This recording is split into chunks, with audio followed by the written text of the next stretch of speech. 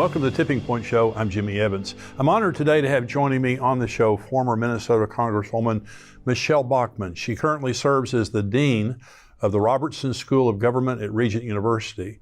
Michele is a champion for the nation of Israel, and she is joining me today to talk about what's happening in Israel right now and also to talk about a major issue with the World Health Organization. Michele, thank you for joining me today.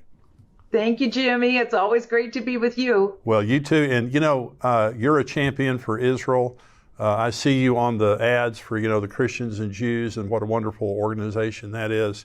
But you lived over there. I mean, you lived in a kibbutz. Is that right? Yeah. I did, yes. I graduated from high school, and the next day I went to live and work at Kibbutz Be'eri in Beersheba. And a lot of your viewers have seen the tragedy. It was one of the first kibbutzes that the terrorists hit. And there's video footage of them coming up with their AK-47s and just mowing people down in cars. And it's terrible. Many hostages are from Kibbutz Be'eri. It's one of the oldest. The kibbutz was started actually just before Israel, the modern Jewish state, declared their nationhood. So it's been in operation over 75 years. It's about 1,000 people. They were known for their agriculture products. They were also known for their printing industry. And when I went to work as the lowest level person there was. I was picking weeds in a cotton field and working in the dining room. So, but it taught me so much. It's when I really understood that Israel is home for all believers. Yeah. Israel is home.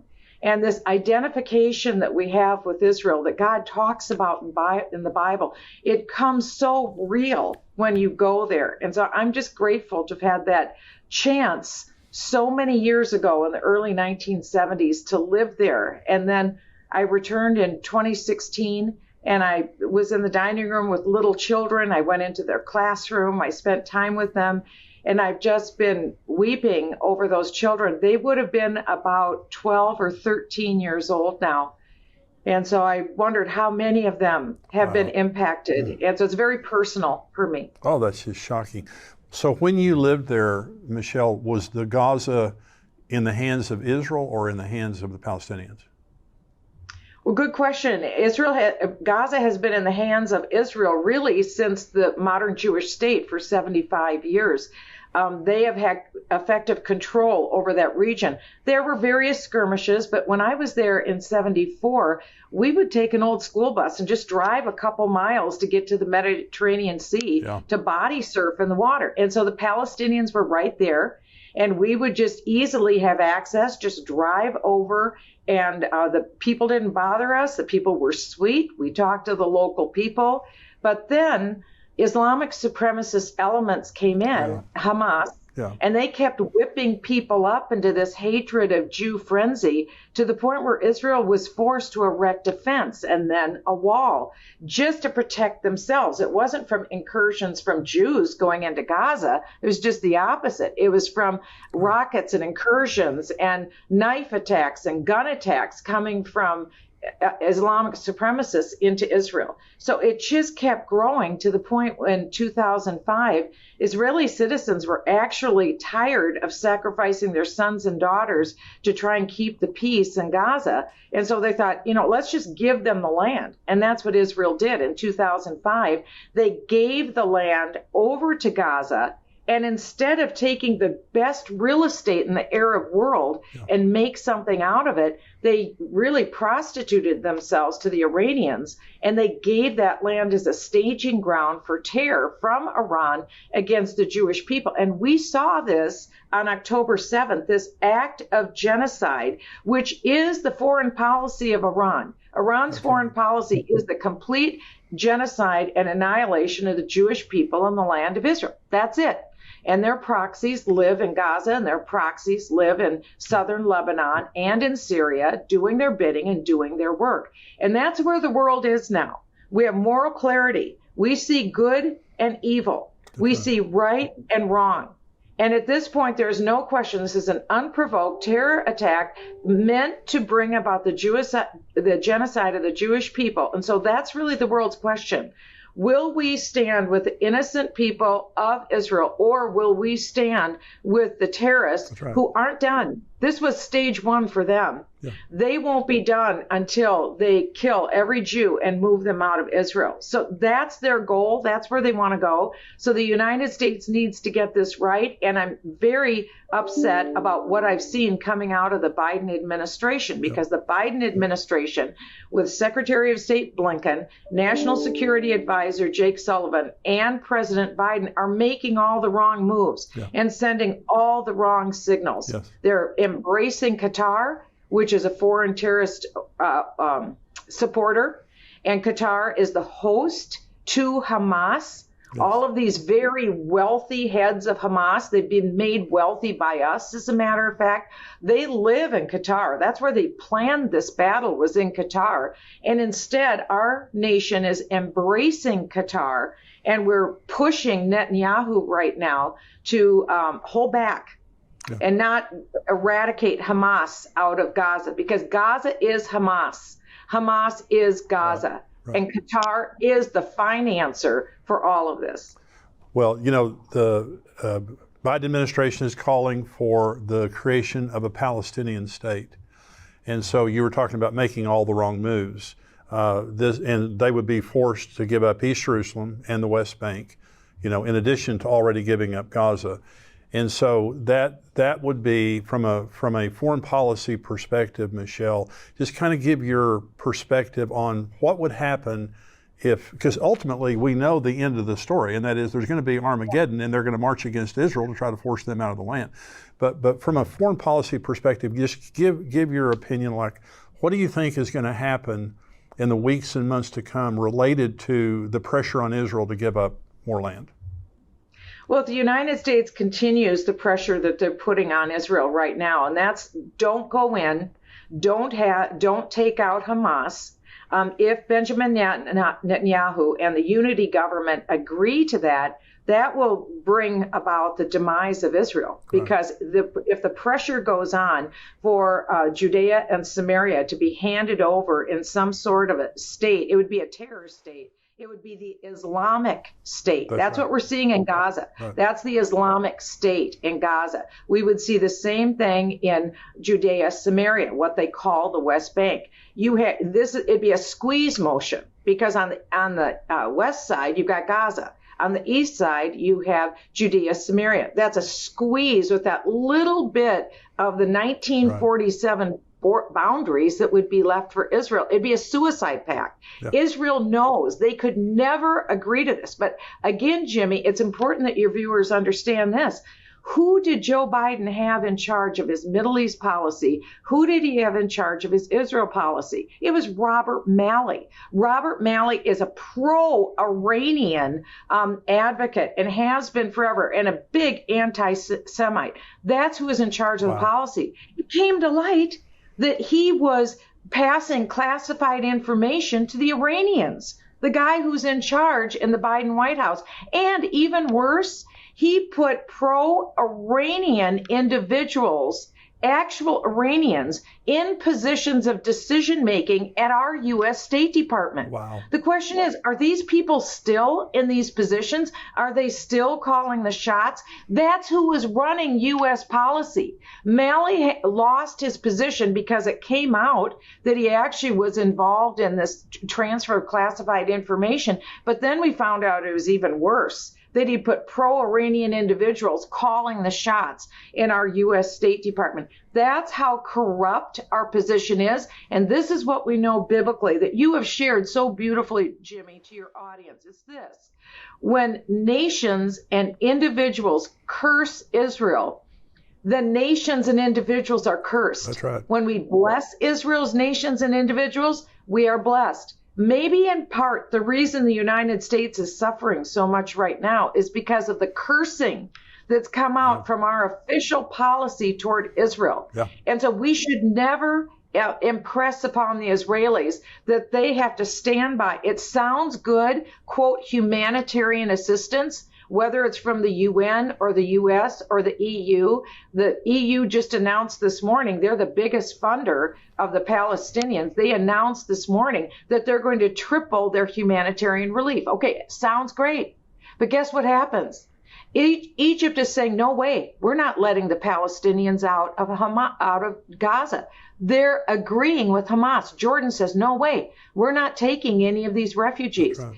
If no one takes these refugees, then these become human shields that Hamas uses.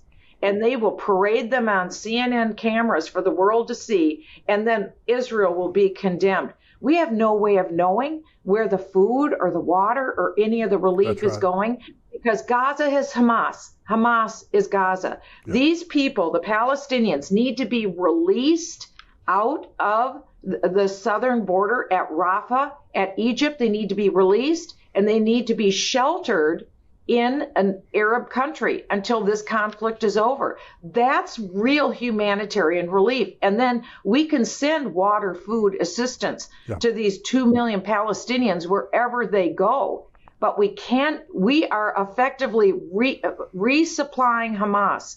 When we send trucks in, when we send trucks that won't be investigated, that won't be searched, they aren't going to be searched.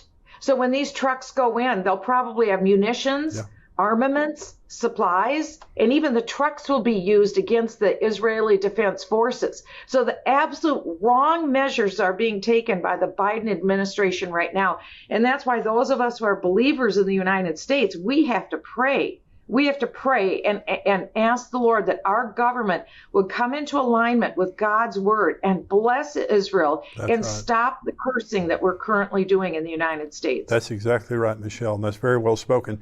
Iran is behind all of this. They're the puppet master. Hamas, Hezbollah, all of those, they're just proxies for Iran. Now, they're enriching uranium, and they're doing it, and they're masters. I mean, the Iranians are masters at deceiving people around them.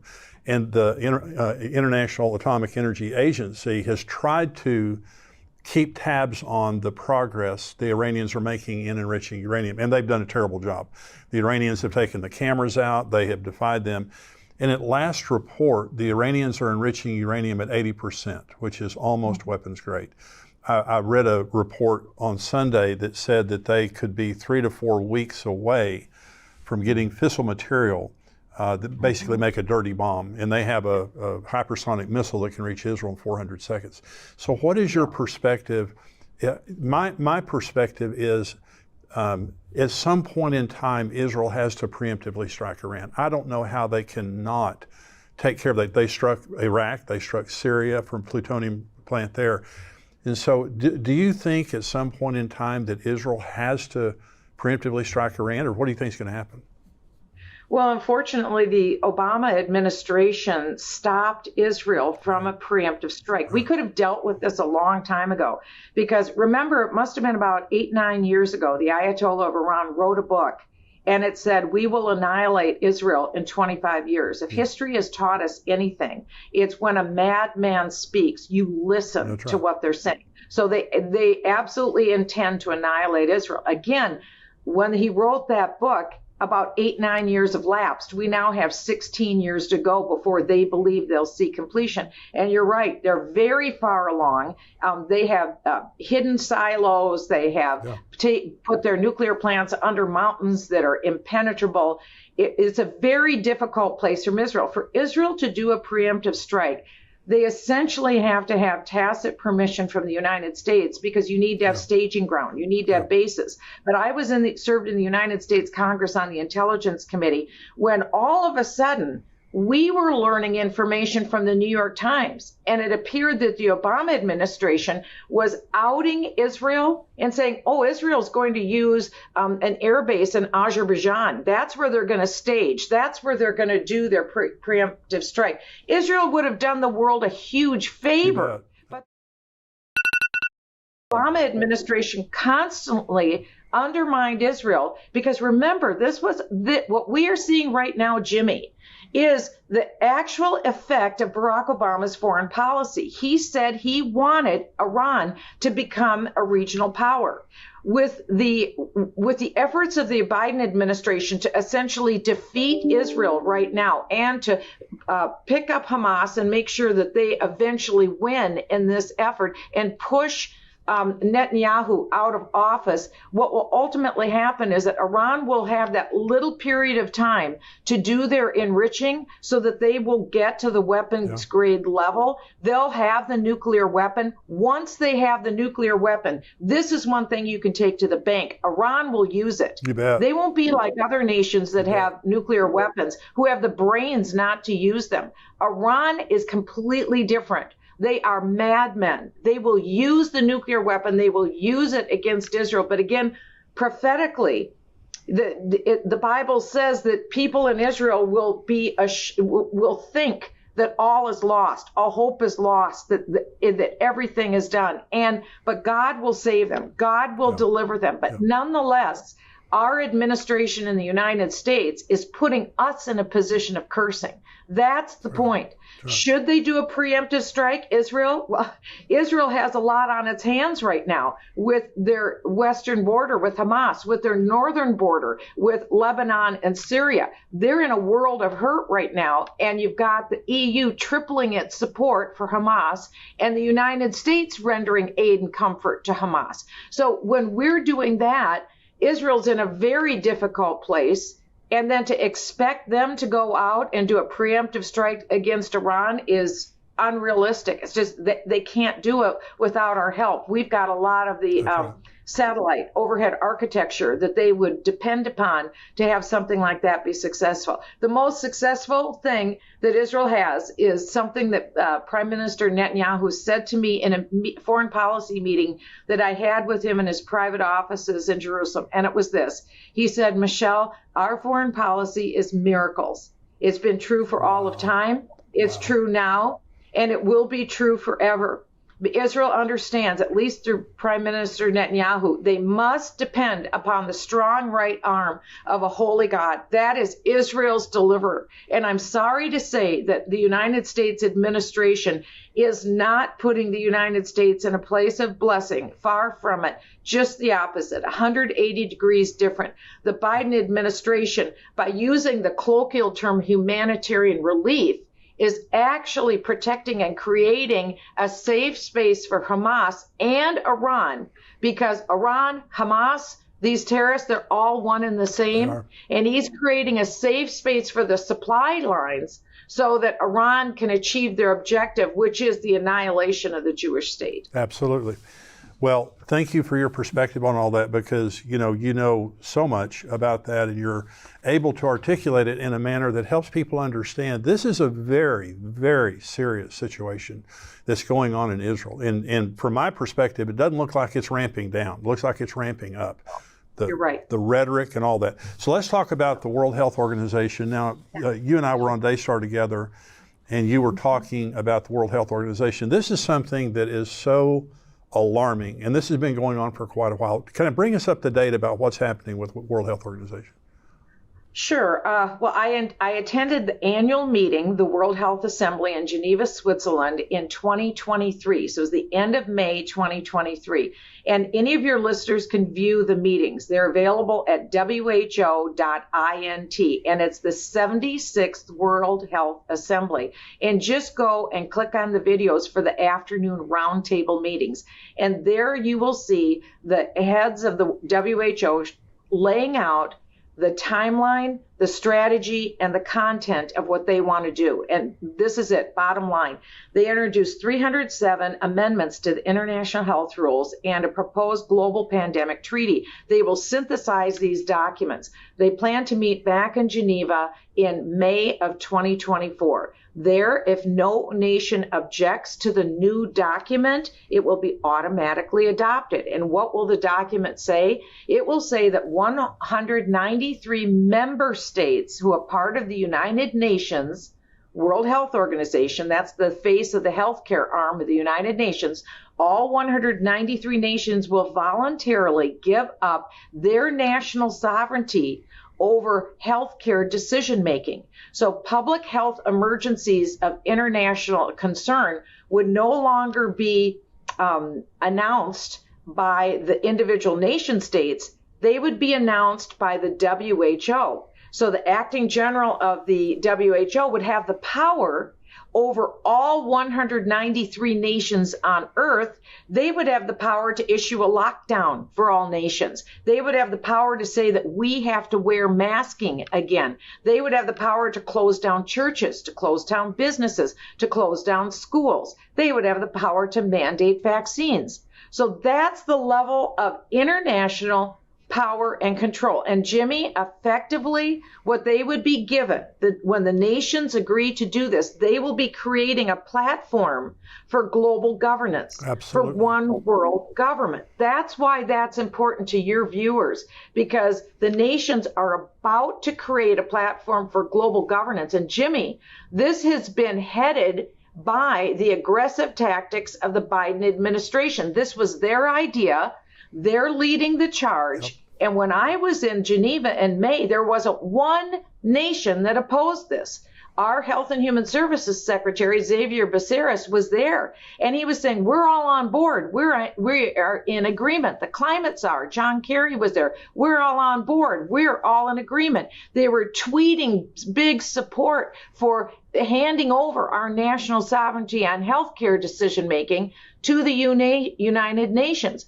As someone who believes that every word of the Bible is true, yep. I saw what this meant biblically, prophetically, yes. What this meant to the whole world, but particularly to the United States. And that's why I'm so grateful that Joni Lamb at Daystar was able to give a platform to believers so that they could see what the Biden administration is trying to do. And so I'm thankful to be with you today on your show so that believers know this is actively going forward. And unless we stop this, some nation has to stop this. So, Jimmy, I know people from other nations watch you. So it doesn't have to be the United States that stops it, although we wish it would be. But other nations could register disagreement. We don't want to do this. So small countries might be able to at least slow this down, if not stop it. Yeah. So we have to have nations register disagreement before May of 2024. And also, don't think, oh, well, this is a treaty. This will come before the U.S. Senate. No, the Biden administration doesn't see this as a treaty. The UN doesn't see this as a treaty. They see this as just changing the international health rules. So unless there's registered disagreement from the United States government or some other of the 193 governments, this is just going to pass through and go through. That's what's going to happen. So we are calling on believers to pray and ask that the Lord would move on the hearts of some countries to disagree and stop this so that global government will not be created, because that's what this will do. This will create global Absolutely. Government once and for all. Well, Michelle, the World Health Organization is lockstep with China during the pandemic. The last pandemic, China was controlling them. In the decision. Isn't that true?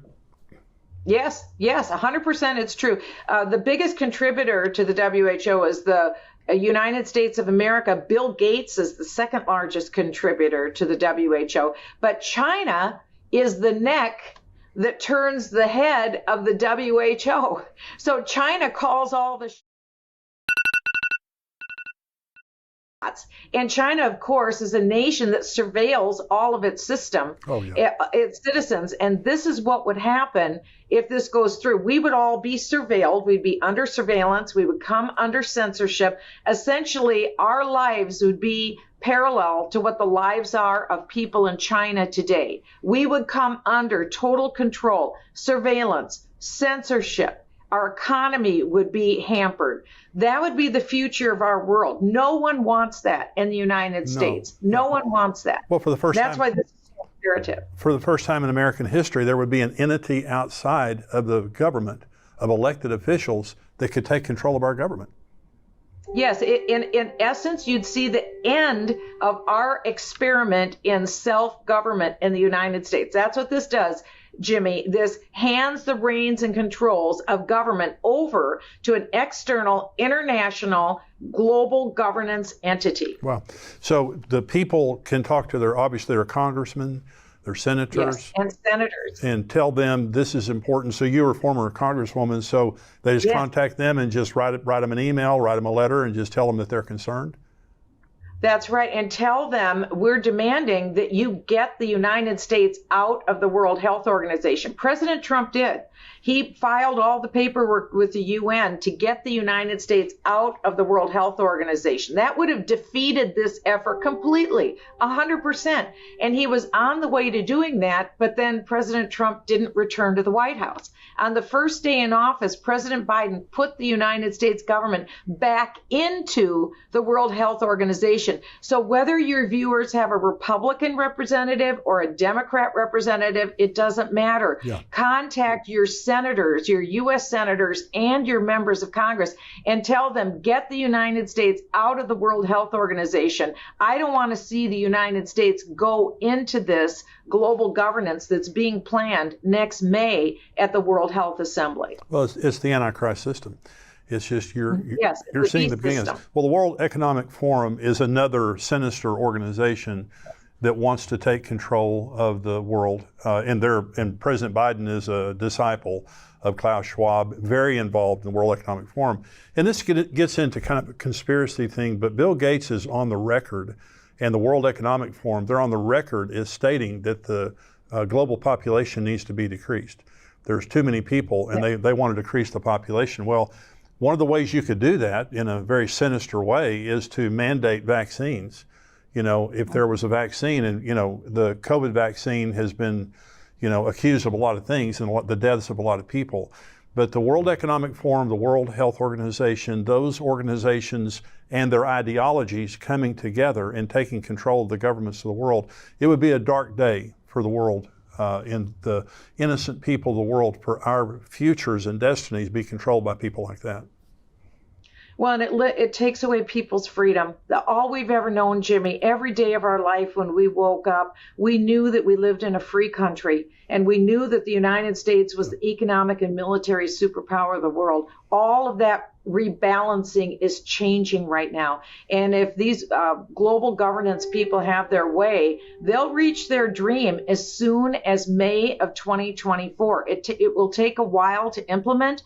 They passed an amendment last year at the World Health Assembly that they would speed up the time for actual implementation of any changes to the international health rules. Wow. Formerly, it was about 18 months. Now they've reduced it down to 6 to 10 months.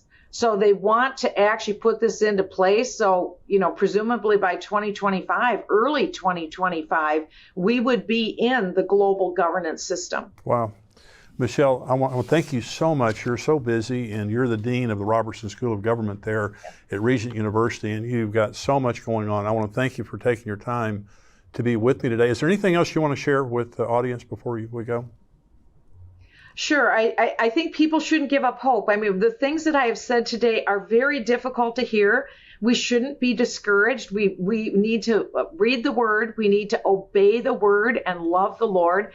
More than anything, we need to pray. We hosted 40 days of prayer and fasting here at Regent University. It's our third year to do it. Wow. We ended on Yom Kippur. And it was less than 2 weeks later that we saw the tragedy happening in Israel. And at first I thought, we just had 40 days of prayer and fasting. And then I realized we just had 40 days of prayer and fasting. Yeah. I'm grateful. We're back at it again. And so we need to understand it is the God of Israel who is the strong man here. He is the strong man. He hasn't changed. He's the same. And so we cry out to him for Israel's deliverance, and we cry out to him for our country. We cannot be overcome by a discouragement. We overcome evil by doing good. And so that's what each one of us has to do. Pray every day and then overcome evil by doing good. And Jimmy, you and your show and your viewers are doing that. They're doing good. Michelle, thank you so much for joining me today. You're such a champion for Israel, but you're also a champion for the truth. What you've done as a congresswoman, now what you're doing at Regent University, wherever you go, you're always so encouraging. You know, and you see so many leaders today, you want to just shake them because they're so compromised. And when I see you, it gives me hope that there are people out there that stand up for the truth and stand up for God in such a wonderful way. So thank you so much for taking your time to be with us today. You're a great man. Thank you. And thank you to all your viewers. Thank you. Keep praying. God bless you. God bless you. Bye-bye. Bye-bye. Thank you.